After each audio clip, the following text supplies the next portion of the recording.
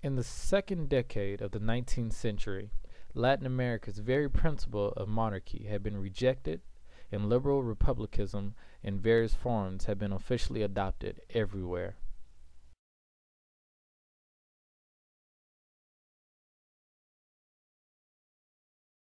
The problem was that this transformation or new look was happening with the same society.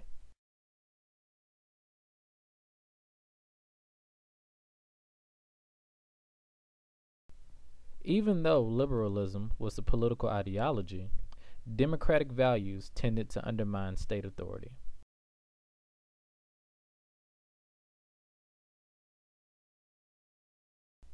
The Mexican liberal Servando Teresa de Mier said it best. They were a new people, homogeneous, industrious, hard-working, enlightened, with all the social virtues and educated by a free nation. We are an old people, heterogeneous, without industry, enemies of work, wanting to live from public employment like the Spaniards, as ignorant in the mass as our fathers, and impaired by the vices of 3 centuries of slavery.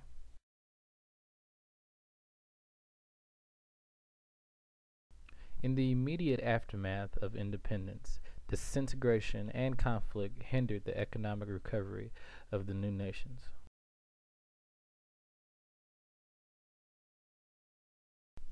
In the process of this nation building, specifically two caudillos made an impact: Juan Manuel de Rosas of Argentina and Antonio Lopez de Santa Anna in Mexico.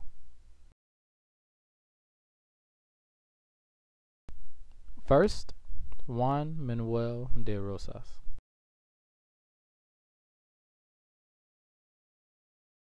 Juan Manuel de Rosas' first taste of power was in December of 1829 when he was elected governor of Buenos Aires.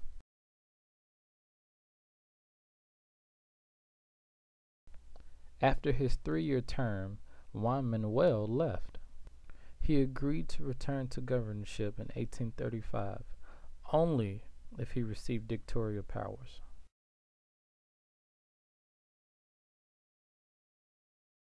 Juan Manuel then had a 17-year dictatorship with a secret police force and displays of his portraits in public places and churches.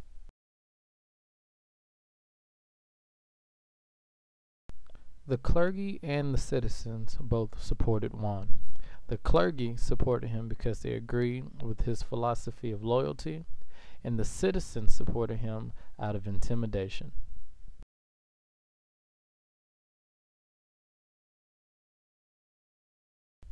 Even though Juan was a Federalist, his ideas and actions resembled those of conservatism.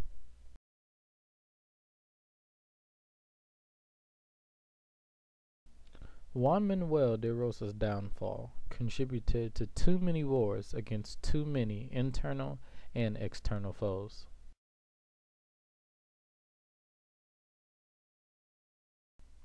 He was overthrown by Justo José de Urquiza in the Battle of Caseros. Juan Manuel fled to England and spent his last years as a farmer.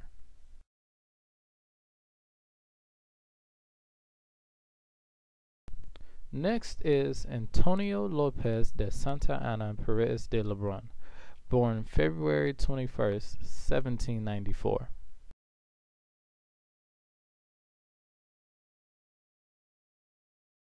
Known as the hero of Tampico, Antonio first came to power as president of Mexico in 1833.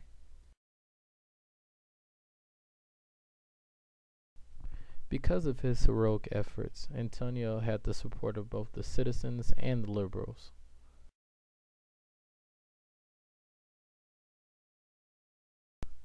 Antonio was a Federalist who tried to implement more centralist ideas.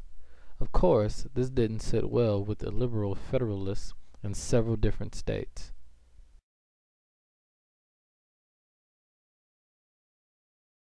Antonio remained in power until 1836.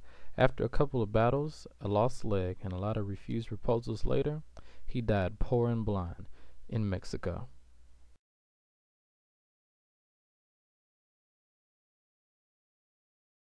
Both Juan Manuel de Rosas and Antonio Lopez de Santa Anna faced similar obstacles. They each had to comply with the beginning stages of nation building. Neither were successful. Juan Manuel de Rosas started too many wars, while Antonio Lopez shot himself in the foot with his lack of principles, pride, and love of military glory.